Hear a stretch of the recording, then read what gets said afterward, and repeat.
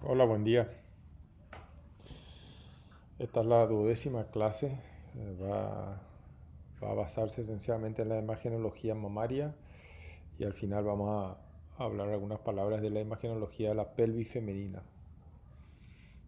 Vamos a empezar por el tema de la senología, las imágenes en mamas. Eh, para empezar, hay dos grupos de pacientes que van a ser sometidas a imágenes en las mamas, digamos. El primer grupo está constituido por las pacientes asintomáticas, sin ningún síntoma, que van a someterse a depistaje de cáncer de mama. Ustedes saben que el depistaje del cáncer de mama está aceptado y se hace por mamografía. Y el segundo grupo está dado por pacientes sintomáticas. Los síntomas son variados, pero el más importante de ellos es la presencia de alguna anomalía palpable. El dolor, que es un signo muy frecuente, en general no tiene mucho valor. En cuanto al primer grupo, las pacientes asintomáticas que son sometidas a depistaje de cáncer de mama, el depistaje se hace por mamografía, como les acabo de decir, y el objetivo es la detección de cáncer oculto. Según el Colegio Americano de Radiología,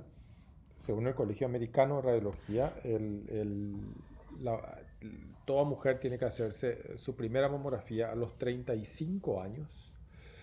Luego, esto está mal, es una cada año, no cada 2 años, una cada año entre los 40 y los 50 años, y luego una cada año después de los 50 años. Eh, o sea, resumiendo, es una a los 35 años y luego una cada año a partir de los 40 años hasta los 70 años. A partir de los 70 no está bien claro qué hay que hacer porque la incidencia de cáncer de mama baja mucho después de los 70 años. Entonces no dejaron claro qué hay que hacer. Por otro lado, la fecha de la primera mamografía se puede modificar en aquellas mujeres cuya madre tuvo cáncer de mama. Eh, eh, para las mujeres cuya madre tuvo cáncer de mama, la primera mamografía se hace 10 años antes del diagnóstico de la madre. O sea, si a la madre le diagnosticaron un cáncer de mama a los 35 años, la hija debería hacerse su primera mamografía a los 25 años. Esa es la recomendación del Colegio Americano de Radiología, que es la institución que más investigó sobre el tema.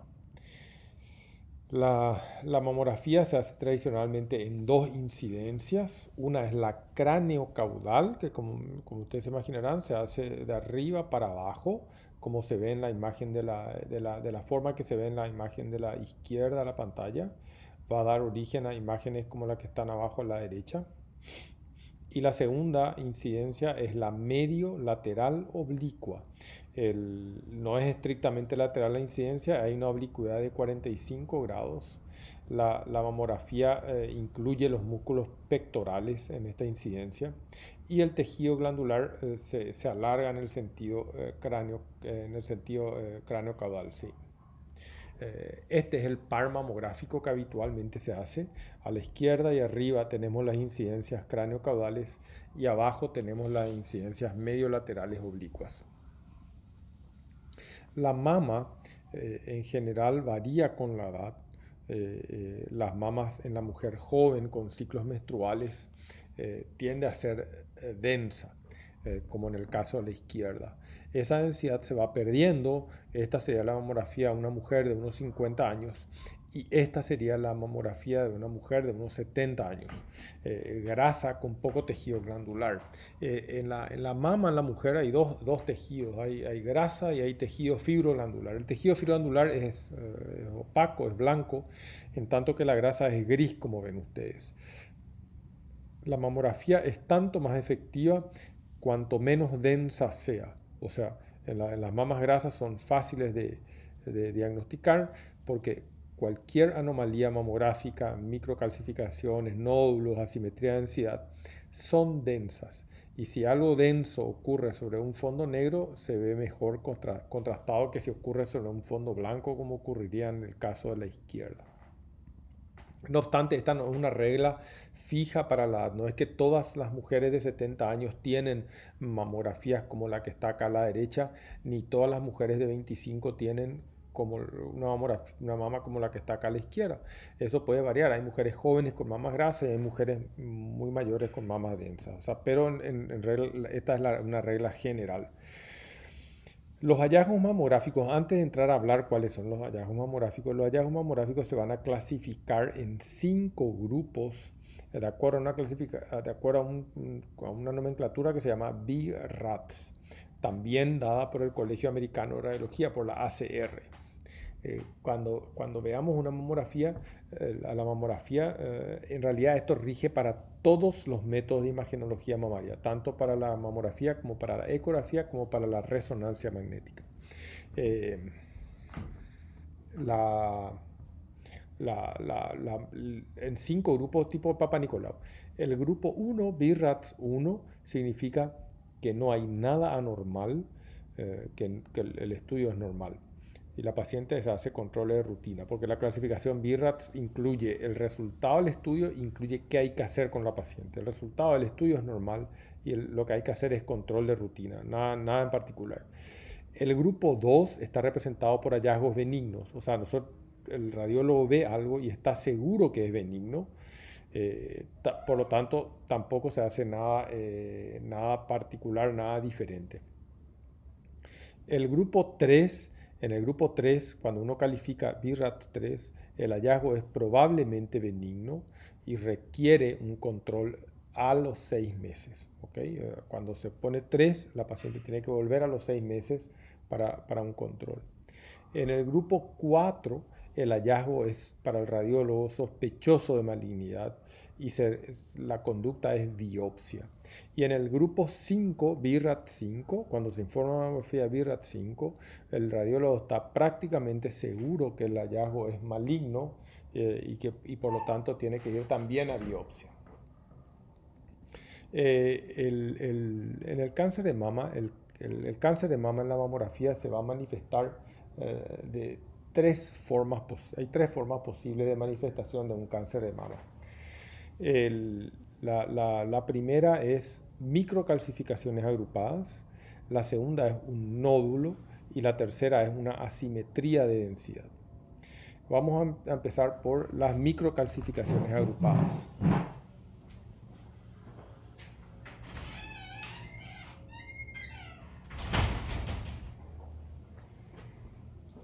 Perdón, me distraje un rato. Las microcalcificaciones o las calcificaciones mamarias son extremadamente comunes. Fíjense la prevalencia, aproximadamente 8% en el grupo de mujeres que tienen entre 25 y 29 años, llegando a una prevalencia de 86% en el grupo de mujeres que tienen 76 a 79 años. Son muy comunes y la inmensa mayoría de ellas son de naturaleza benigna. La etiología es muy variada, obviamente la neoplasia es una etiología de calcificaciones, pero también procesos inflamatorios, traumas. Una causa muy común de calcificaciones es el antecedente traumático, la radiación, los cuerpos extraños, el postoperatorio, que también es una forma de trauma en realidad, pueden causar calcificaciones, sobre todo la grasa. Las calcificaciones las juzgamos, ¿verdad? Las juzgamos por morfología, densidad y distribución, ¿verdad? Y esto nos va a permitir sugerir su naturaleza benigna o maligna. Las calcificaciones pueden estar en cualquier estructura mamaria, grasa, por ejemplo, las postraumáticas están en la grasa. Pero las calcificaciones propias del tejido glandular pueden estar en las glándulas, lo que aquí está escrito lóbulos, los lóbulos de las glándulas, o en los ductos. Las que están en los lóbulos, en las glándulas, son casi siempre benignas, y las que están en los ductos, las intraductales, son sospechosas y son con mayor frecuencia malignas. ¿Cuáles son? Hay 2 elementos, cuando vemos microcalcificaciones, hay 2 elementos que nos sugieren malignidad. El primero es la polimorfía. Esto significa las calcificaciones no son similares entre sí. Tenemos un grupo, digamos, de 10, 20, 30, 50 microcalcificaciones y entre ellas la morfología es diferente. Una es puntiforme, la otra es alargada, la otra es estrellada, etcétera, etcétera. El segundo elemento que sugiere malignidad es el agrupamiento en un área pequeña, o sea, muchas calcificaciones en un área pequeña. Estos dos elementos sugieren malignidad en las microcalcificaciones. Cuando veamos microcalcificaciones vamos a decir que son probablemente malignas, que son probablemente benignas o que son intermedias. Las probablemente malignas o muy sospechosas, que van a ser clasificadas como BRAF 4 o 5, son las muy pequeñas, las que llamamos pulverulentas, parecen granitos de talco. Las que son pleomórficas, o sea cuyo aspecto varía una a otra. Las lineares y ramificadas, porque la morfología lineal y ramificada sugiere una topografía intraductal. Las que están agrupadas en alta densidad, o sea, esto significa muchas microcalcificaciones en poca superficie. Las que tienen distribución segmentaria regional, hay un triángulo de la mama 2-3 centímetros lleno de microcalcificaciones, eso también sugiere malignidad. Y por supuesto las que aumentan en el tiempo. Una característica del depistaje mamario es que la mujer tiene que hacerse una mamografía al año. O sea, en general tenemos mamografía con qué comparar y ver si esas microcalcificaciones que vemos hoy, estaban o no antes, y si estaban, se modificaron o no, crecieron, aumentaron en número, se volvieron polimorfas, etc. ¿Cuáles son las calcificaciones benignas? Son las inversas, digamos, o sea, son calcificaciones de morfología muy similar entre ellas, redondeadas, poco agrupadas, no hay muchas microcalcificaciones en un área determinada. Esos son criterios que sugieren benignidad, ¿verdad? Y algunas tienen morfologías muy típicamente benignas, como las vasculares, que son en vía de tranvía, las calcificaciones en pororó, que también son benignas, las redondas, homogéneas en forma entre sí, las que son en cáscara de huevo, son generalmente quistes que se calcifican, y las que son estables en el tiempo. Este es un criterio mayor de benignidad. La estabilidad en el tiempo y la modificación en el tiempo es un criterio muy sugerente de malignidad. Entonces, este es un ejemplo de calcificaciones típicamente benignas que ocurren dentro de los lóbulos, van a ser redondeadas, homogéneas entre sí, de morfología uniforme. Y estas son calcificaciones típicamente malignas, alargadas, ramificadas, porque son intraductales. Vamos a ver ejemplos de unas calcificaciones típicamente benignas. Estas son calcificaciones vasculares extremadamente frecuentes en las personas de edad, digamos, por encima de los 60 años. Vamos a ver estas calcificaciones que son en vía de tranvía, en Ryle, que corresponden a calcificaciones de la pared de las arterias de la mama. Estas son otras calcificaciones típicamente benignas, son grandes, ya no se puede hablar de microcalcificaciones, acá yo hablaría de macrocalcificaciones bien delimitadas, bien regulares, no son muchas, son 5 o 6 en un nódulo que es homogéneo y tiene un contorno bien delimitado. Estas también son calcificaciones, más bien macrocalcificaciones groseras, no muy agrupadas, que sugieren benignidad. Estas son otras calcificaciones típicamente benignas, con una periferia más densa que el centro, grandes, redondeadas, todas de morfología similar. Otro ejemplo, calcificaciones benignas. Estas son otras, fíjense que están muy separadas entre sí las microcalcificaciones, contrariamente a lo que ocurre en el caso de las malignas, ¿verdad? Estas ya son, acá entramos en el grupo de las calcificaciones sospechosas. Fíjense, un grupo grande de microcalcificaciones agrupadas en un área relativamente pequeña, de morfología muy diferente entre sí. Esta es una calcificación pulverulenta, en tanto que esta es alargada en forma de V corta, pareciera intraductal. Hay otra alargada, irregular. O sea, estas son calcificaciones claramente sospechosas, iguales que estas. Fíjense, muchas calcificaciones en un área pequeña, de morfología totalmente diferente entre sí. O sea, esta calcificación es morfológicamente muy diferente a este puntito que está aquí o a esta estelar que está aquí, ¿verdad? Otros ejemplos, fíjense, acá hay muchas microcalcificaciones en todo un lóbulo mamario, en toda una región mamaria. Esto también es muy sugerente de malignidad. Ni qué decir esto. Esto es, fíjense, la morfología de las calcificaciones. Las calcificaciones son todas lineares, como si fuera que están dentro de ductos. Uno se imaginaría esto dentro de ductos muy pequeños, eh, lineares muy densas, agrupadas en una superficie relativamente pequeña. Eh, la segunda opción, por la cual un cáncer se puede manifestar en la mamografía es el nódulo. El nódulo, para juzgar un nódulo tenemos que ver básicamente la forma, si el nódulo es redondo, ovalado o si es de forma irregular, los márgenes, que es el criterio en mi opinión más importante. Hay que ver si los márgenes están bien delimitados o si son espiculados, y la densidad. Los tumores malignos mamarios son altamente celulares, entonces son muy opacos. Por más que sean pequeños, van a ser muy opacos en la mamografía.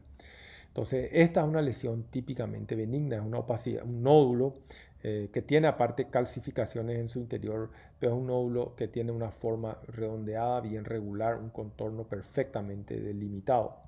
Este es otro ejemplo de un nódulo ovoide, homogéneo, bien delimitado. Acá hay otro, ambos de características benignas. No son muy opacos y tienen contornos bien delimitados, los dos criterios que hay que buscar. Otro ejemplo, estos son quistes en realidad, son opacidades nodulares en la mamografía, homogéneas de contorno perfectamente bien delimitado. Obviamente son densas, pero por su volumen. El volumen explica la densidad.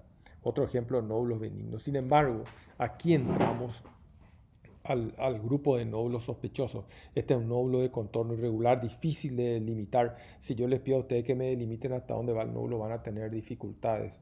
Y cuando el nódulo, como en este caso, empieza a tener contorno espicular, como estas espículas que están acá, con un centro hiperdenso, es aún más sospechoso.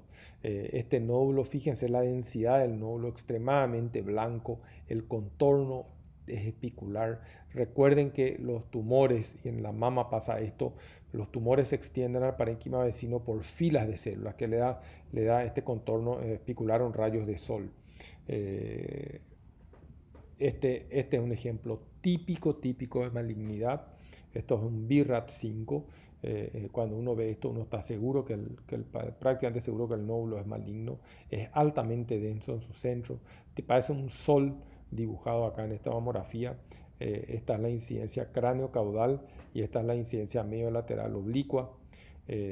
Acá está el pezón, o sea, el nódulo está más o menos en unión de cuadrantes superiores y es muy sugerente malignidad, igual que este. Fíjense los contornos espiculares del nódulo. El tercer elemento es el menos importante de los tres, es la asimetría de densidad. La asimetría de densidad es simplemente hay una asimetría en la distribución del tejido fibroandular opaco en las mamas.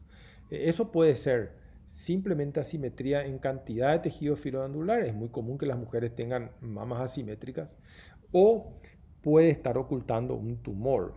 Por eso la asimetría de ansiedad es indicación de ecografía. Fíjense, esta paciente tiene unas mamas muy adiposas con poco tejido glandular. En el lado derecho tiene apenas tejido fibroglandular detrás del pezón.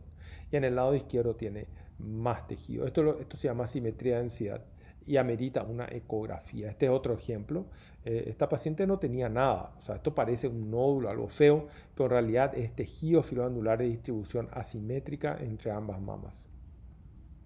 Entonces, el cáncer de mama en la mamografía se va a manifestar de una de estas tres maneras. En las microcalcificaciones agrupadas hay que tener en cuenta la polimorfía y la alta densidad. o sea, muchas en poca superficie. En el nódulo hay que tener en cuenta el contorno espicular es el mejor, el contorno irregular o espicular es el mejor signo de malignidad, eh, y la densidad. Cuanto más denso, más sospechoso de malignidad. Y la simetría de densidad es un criterio relativamente menos válido. De estos tres elementos, las microcalcificaciones agrupadas se ven solo por mamografía. El nódulo y la asimetría de densidad se evalúan mejor por ecografía. O sea, la mamografía es mejor. De hecho, las microcalcificaciones se ven solo por mamografía. No hay manera de ver por otro método que no sea la mamografía. Y el resto se ve mejor por ecografía. Pero ¿por qué entonces nosotros usamos mamografía? La mamografía está claramente indicada para el depistaje, porque el 80% de los tumores malignos mamarios se va a manifestar por microcalcificaciones agrupadas. O sea, esto es una cuestión meramente estadística. Como la mayor parte de los tumores malignos mamarios no palpables, subclínicos, que son los que nuestra paciente asintomática, recordemos, ¿verdad? La paciente asintomática no tiene nada palpable. Nosotros queremos detectar el cáncer en esa paciente antes que sea palpable. Y ese cáncer se va a manifestar en el 80% de los casos por microcalcificaciones, que se ven solo por mamografía. Por eso hacemos mamografía como método de depistaje. La ecografía es un método auxiliar a la mamografía cuando se ve un nódulo o cuando se ve una asimetría de densidad. Ahí la respuesta por la cual se hace el depistaje de cáncer por mamografía es porque el 80% se va a manifestar por microcalcificaciones que se ven solo en mamografía. Esto no implica que todos los cánceres se detecten en la mamografía, y esto es muy importante saber. La mamografía en los mejores centros del mundo tiene una tasa de falsos negativos que oscila entre 10 y 15%, es bastante alto. Esto implica que de 10 pacientes con cáncer de mama que se hacen mamografía, entre una y dos van a tener una mamografía que no va a mostrar el cáncer. O sea, una o dos van a tener falsos negativos. La mamografía es buena, pero está lejos de ser perfecta. Una mamografía negativa, por lo tanto, no significa ausencia de cáncer. Y la posibilidad de falsos negativos aumenta con la densidad mamaria. Obviamente, una opacidad estelar en esta mama adiposa va a ser mucho más fácil de detectar que en una mama como esta, y más aún en una mama como esta, hiperdensa. Obviamente, con un nódulo se puede perder en la alta densidad de esta mama, lo mismo que las microcalcificaciones, lo mismo que alguna opacidad estelar. Entonces, obviamente la mama adiposa grasa es favorable para el análisis mamográfico. Tener, por lo tanto, mucho cuidado si las mamas son densas. Si las mamas son densas, hay una tendencia también a hacer ecografía. De nuevo, tenemos la clasificación de BI-RADS para que no se olviden. Los hallazgos los vamos a agrupar en uno de estas cinco posibilidades. Vamos a pasar al segundo grupo de las pacientes sintomáticas. La paciente sintomática es aquella que viene a la consulta con un síntoma. Hay varios síntomas, pero vamos a ocuparnos ahora del más importante y significativo, que es el nódulo palpable, cuando se palpa algo en la mama. La conducta o lo que le vamos a ofrecer a la paciente varía en función a la edad. Si la paciente tiene menos o más de 35 años, si tiene menos de 35 años, no está todavía en edad de hacerse mamografía. Recordemos que la primera mamografía, según el Colegio Americano de Radiología, se hace a los 35 años. Bueno, la paciente que tiene menos de 35 años se va a hacer solo una ecografía ante un nódulo palpable, solo una ecografía. Si la paciente tiene más de 35 años, se va a hacer una mamografía y una ecografía porque le corresponde ya hacerse mamografía de hecho. No por otra cosa, porque cuando hay un nódulo palpable, la ecografía es mejor que la mamografía. Recuerden, en la paciente asintomática, la mamografía es mejor que la ecografía porque lo que buscamos en la paciente asintomática es cáncer oculto, y el cáncer oculto en el 80% de los casos se va a manifestar como microcalcificaciones. Paciente asintomática, mamografía. En la paciente sintomática que se palpa algo, la ecografía supera la mamografía. Ahora, si la paciente tiene más de 35 años, de hecho se tiene que hacer la mamografía, por lo tanto se hace también, ¿verdad? La ecografía va a decirnos primero, eso que se palpa, ¿es líquido, es un quiste o es sólido y por lo tanto un nódulo? Si se trata de un nódulo, es mejor, si se trata de un nódulo, la ecografía es mejor que la mamografía para la caracterización, es decir, para orientar hacia una lesión benigna o maligna.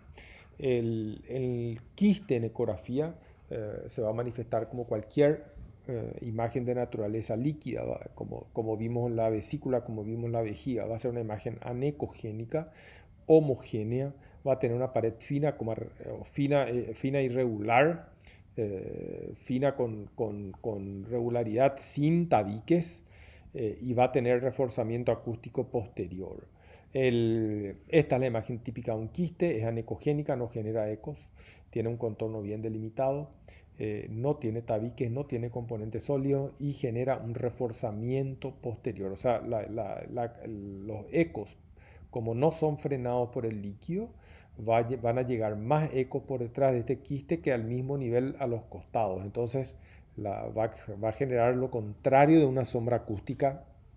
Va a generar una sombra blanca, digamos, que se llama reforzamiento acústico, que es un aspecto que en la ecografía es muy típico de cualquier líquido. Un absceso, un quiste, cualquier estructura de naturaleza líquida da este reforzamiento acústico posterior. Cuando se trata de un nódulo, en el nódulo hay que verificar 4 elementos. Hay que ver la ecogenicidad, o sea, la estructura del nódulo. Hay que ver cómo son sus bordes, cuál es el eje mayor y qué pasa detrás del nódulo con los ultrasonidos. En cuanto a la estructura, la ecogenicidad del nódulo, los benignos van a ser homogéneos y los malignos van a ser inhomogéneos. En cuanto al contorno al borde, los benignos van a tener un contorno bien delimitado y los malignos van a tener un contorno espicular, igual que en la mamografía, un contorno irregular. Obviamente este contorno espicular no se ve tan correctamente en la ecografía como en la mamografía. En cuanto al eje mayor, este es un criterio mayor de benignidad o malignidad. El eje mayor, si el nódulo es un ovoide, su eje mayor va a ser horizontal. Y si el eje mayor es horizontal, esto va a sugerir benignidad. Y si el eje mayor es vertical, esto va a sugerir malignidad. ¿Qué implica que el eje mayor sea horizontal? Que el nódulo adaptó su crecimiento a la forma de la mama. Por lo tanto, tiene un eje mayor horizontal en el eje de la mama. Si el eje mayor es vertical, es que al nódulo no respeta límites, crece perpendicularmente al eje mayor de la mama. ¿Qué va a pasar detrás del nódulo en los casos de los benignos? No va a pasar nada o va a haber reforzamiento, algo parecido a lo que vimos con los quistes, pero eso es muy raro. ¿Y qué va a pasar con los malignos? Va a haber una absorción, son muy celulares, las células absorben los ultrasonidos y va a generar sombra acústica. Vamos a dar algunos ejemplos. Este es un nódulo que, si bien es heterogéneo, porque ustedes ven áreas anecogénicas quísticas dentro del nódulo, por todas las demás características son de benignidad. El contorno es perfectamente bien delimitado. El eje mayor es horizontal, es decir, paralelo a la piel. Y no hay modificación de los ultrasonidos, o sea, la cognicidad aquí es exactamente igual que aquí. Este es otro ejemplo de nódulo benigno. El nódulo es homogéneo, en este caso, tiene un contorno bien delimitado, un eje mayor paralelo a la piel y tiene incluso un ligero reforzamiento acústico, no como en el caso de los líquidos, pero un ligero reforzamiento al fin.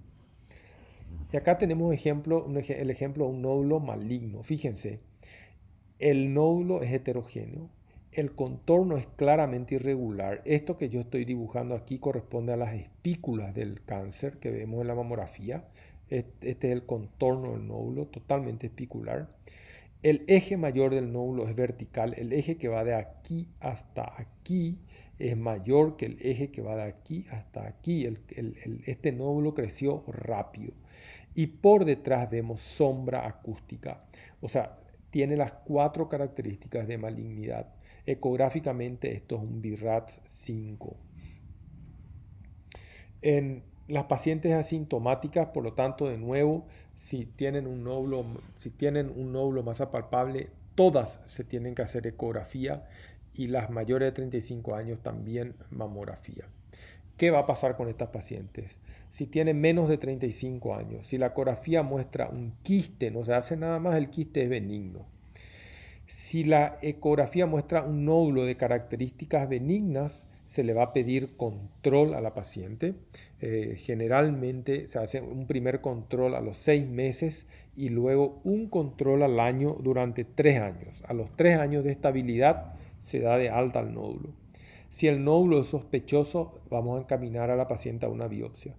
Si la paciente tiene más de 35 años, es el mismo criterio, solo que se le agrega mamografía y la mamografía puede mostrar alguna otra cosa.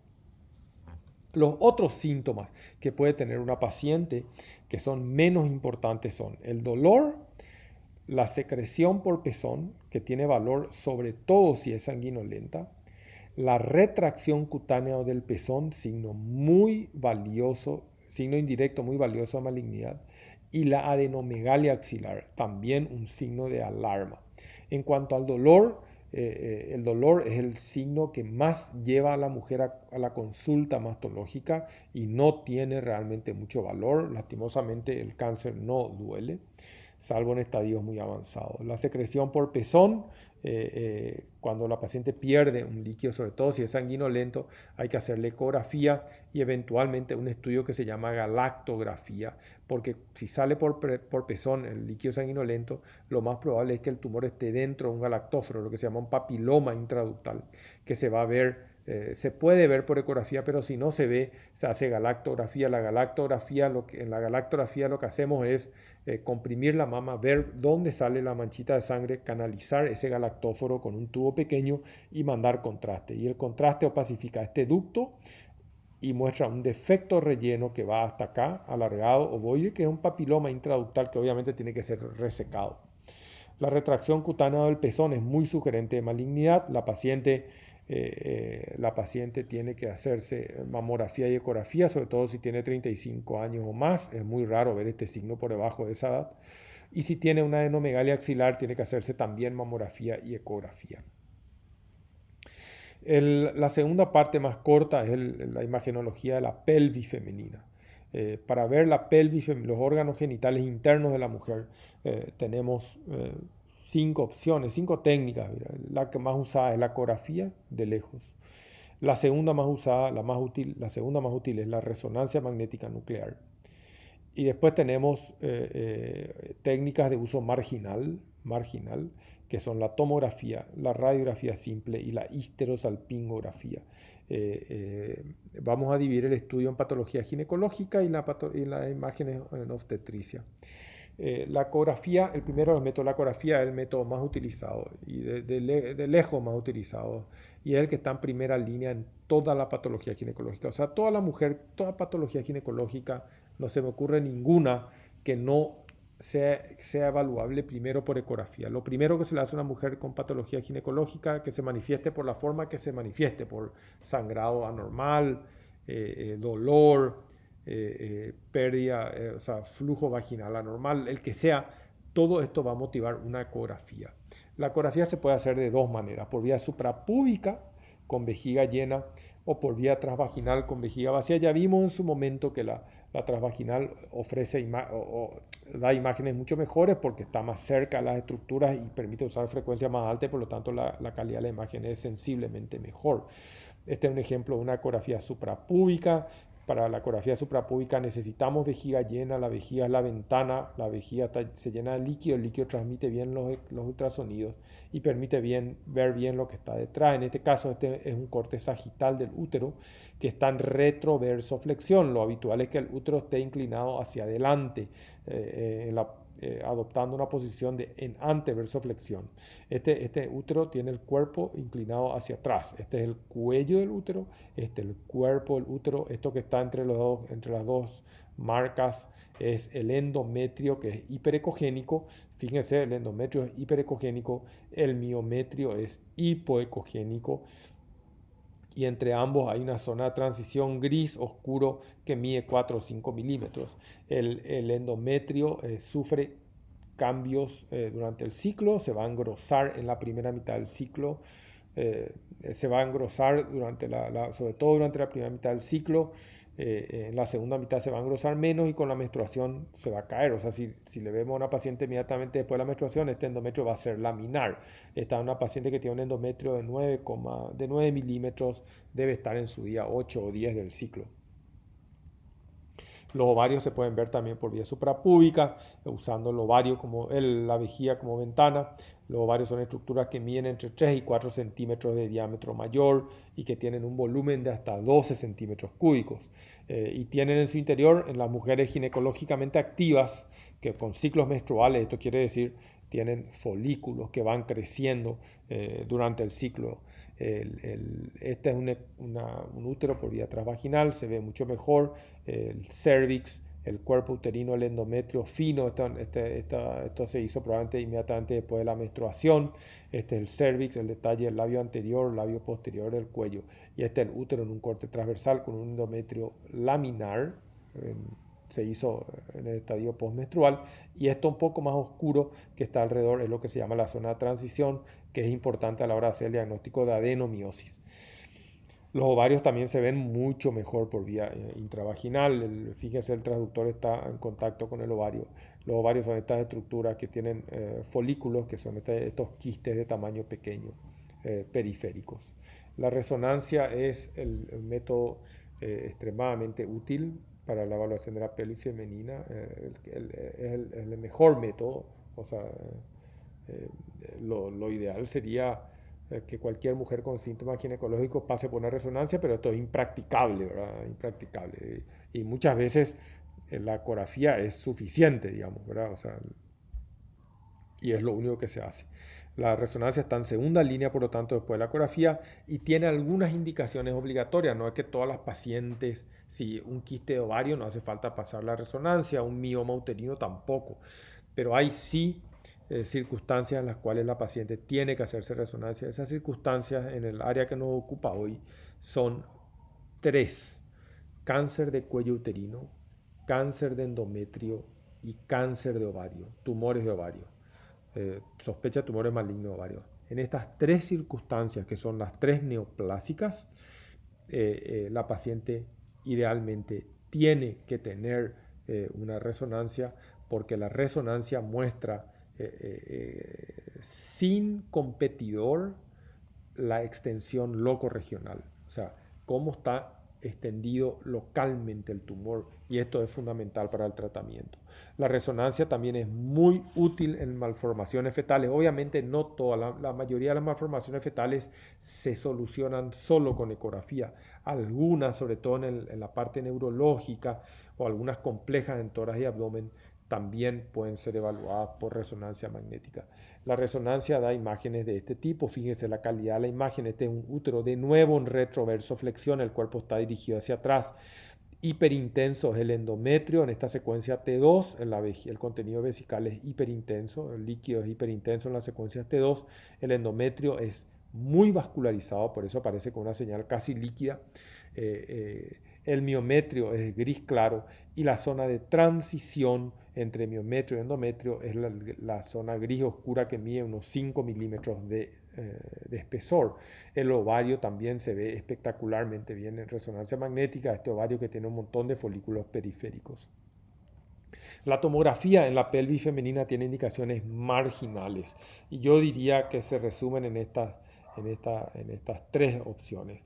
La sospecha de absceso en el contexto de enfermedad pélvica inflamatoria. Vamos a ver dentro de un rato qué es la enfermedad pélvica inflamatoria, que se puede complicar de absceso, y estos abscesos se ven muy bien por tomografía con contraste. La segunda opción es la sospecha de teratoma ovárico. El teratoma ovárico es un tumor de ovario y es un teratoma. El teratoma tiene, por lo tanto, elementos del mesodermo, del ectodermo y el endodermo, elementos maduros de origen endodérmico, mesodérmico o ectodérmico. Tienen, por lo tanto, grasa, tiene líquido, tiene parte blanda, tiene calcificaciones. Y la grasa y las calcificaciones se ven muy fácilmente por tomografía, y si vemos grasa y calcificaciones en un tumor ovárico, el diagnóstico es teratoma, no puede ser otro. Por lo tanto, la tomografía tiene valor.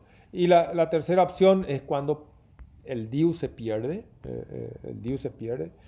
no se lo encuentra por ecografía, y habitualmente se hace primero una radiografía, y si en la radiografía no logramos determinar dónde está el DIU, la tomografía es un buen método.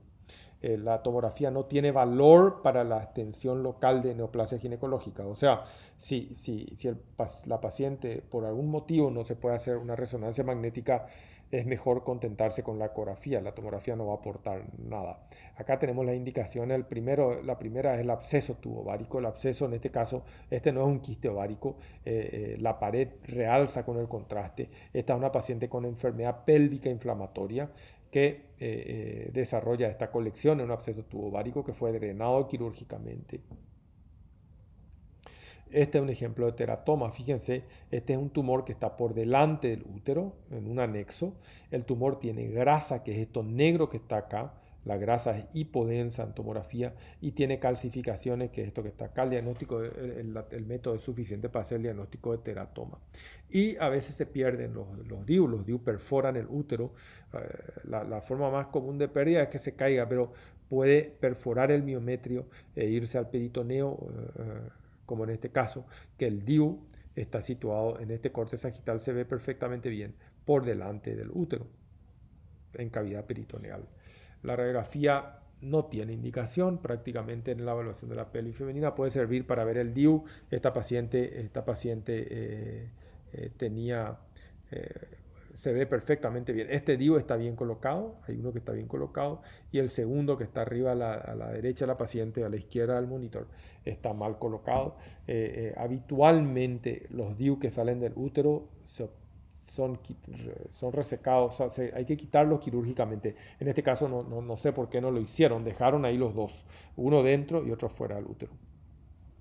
La histerosalpingografía, un estudio que tiene una sola indicación, es la infertilidad. Consiste en cateterizar el útero. Esto es un espéculo, esto opaco que está acá, un espéculo vaginal. Se ve el orificio del cuello, se mete un catéter adentro y se manda contraste. Y la intención es ver cómo están las trompas. El método no tiene competidor para ver permeabilidad de trompas, por eso se sigue haciendo. Se manda este contraste, permite o pacifica las trompas no se ven habitualmente por ecografía, no se ven habitualmente por resonancia, no se ven por ningún otro método de imagen que no sea la histerosalpingografía, a no ser que estén dilatadas, que la paciente tenga un hidrosalpinx, en cuyo caso sí se puede ver, ¿verdad? O piosalpinx. La patología ginecológica más frecuente en el útero tenemos los miomas, la adenomiosis, el cáncer de cuello y el cáncer de endometrio. Y en ovarios tenemos los quistes ováricos, los tumores ováricos, la endometriosis y la enfermedad pélvica inflamatoria. Vamos a ver ejemplo. Primero, miomas. El mioma es un tumor extremadamente frecuente de músculo liso, benigno, que ocupa el miometrio, y puede dar, habitualmente es asintomático. Cuando da síntomas es generalmente por la metrorragia, o sea, menstruación muy abundante, o da molestias urinarias o rectales por compresión. Cuando los miomas pueden ser intramurales, subserosos o submucosos. En esta ecografía, este es un corte longitudinal del útero y este es un corte transversal del útero. Hay un nódulo enorme que toma cuerpo con el útero y que es subseroso, se desarrolla por fuera del útero. Este nódulo, los subserosos, tienden a comprimir si son grandes estructuras vecinas y dar síntomas. En este caso podría comprimir el recto y dar síntomas rectales. En este caso hay nódulos submucosos, como este que protruye el endometrio, y estos nódulos submucosos dan mucho sangrado menstrual. En tanto que los intramurales puros, a no ser que sean enormes, no dan síntomas. La adenomiosis es la presencia de endometrio en el miometrio, o dicho de otra manera, la invasión del miometrio por el endometrio. Es una endometriosis intrauterina. Cuando tejido endometrial sale fuera del útero, habitualmente ovarios, eso se llama endometriosis. En este caso, la endometriosis es intrauterina y lleva el nombre de adenomiosis. ¿Cómo se hace el diagnóstico? por ecografía y por resonancia da lo mismo. Se ve por un ensanchamiento de la zona de transición. La zona de transición entre endometrio y miometrio. Fíjense, el miometrio común, el miometrio normal es esto que se ve acá por fuera. Todo el resto que va de acá hasta el endometrio es zona de transición, que está muy engrosada porque está ocupada por tejido endometrial. En resonancia, además, se pueden ver estos microquistes que son hiperintensos puntiformes, que son glándulas endometriales en el miometrio. En ecografía también se pueden ver a veces. El cáncer de cuello uterino, la tercera indicación, el cáncer de cuello uterino se ve magníficamente bien por resonancia. Esta es una secuencia sin contraste y esta es una secuencia post contraste.